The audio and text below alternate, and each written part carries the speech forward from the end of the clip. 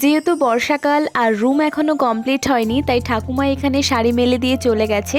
যাই হোক, ওটা ইগনোর করে বাকিটা দেখতে থাকো। তো এইটা হচ্ছে আমাদের মাস্টার বেডরুম। এই রুমটা অনেক বড়, সাথে অ্যাটাচড বাথরুমও রয়েছে। সব থেকে বড় কথা, এই রুমটাতে মোট 4টি জানালা রয়েছে, তাই কারেন্ট না থাকলেও আলো হাওয়ার কোনো অসুবিধা হবে না, যেটা আমার ফার্স্ট প্রায়োরিটি।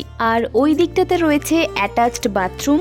এখানে থাকবে একটা সেলফ বেসিন, আর পাশেই রয়েছে জানালা, ফলে আলো বাতাসের কোনো সমস্যাই হবে না। এটা হচ্ছে ওয়াশরুম। এই ওয়াশরুমটাও খুব বড় বা ছোট নয়, মাঝারি ধরনের। এখনো পর্যন্ত শাওয়ার, কোমোড কোনোটাই বসানো হয়নি, যথেষ্ট ইনকমপ্লিট রয়েছে। তার আগেই তোমাদের সাথে ছোট্ট করে একবার শেয়ার করে দিলাম। আর যেমনটা বলেছিলাম, 3টে বেডরুমের ফ্লোর টাইলস একদম একই। স্লাইডিং উইন্ডো এখনো হয়নি, যার জন্য বৃষ্টিতে পুরো ঘরে জল ভর্তি হয়ে আছে। আমার ঘরের জানালা থেকে যে প্রাকৃতিক দৃশ্য তোমাদের সাথে শেয়ার করি সেটা হচ্ছে এটা। আবারও চলে এলাম ডাইনিং স্পেসে। ডাইনিং এর ছাদটাতে সুন্দর সুন্দর ফুলের ডিজাইন করা রয়েছে।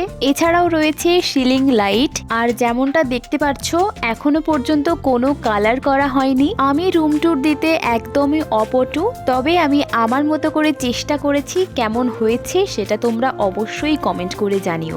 আগের পার্টটা যদি না দেখে থাকো, তাহলে রিলেটেড ভিডিওতে গিয়ে দেখে নিতে পারো।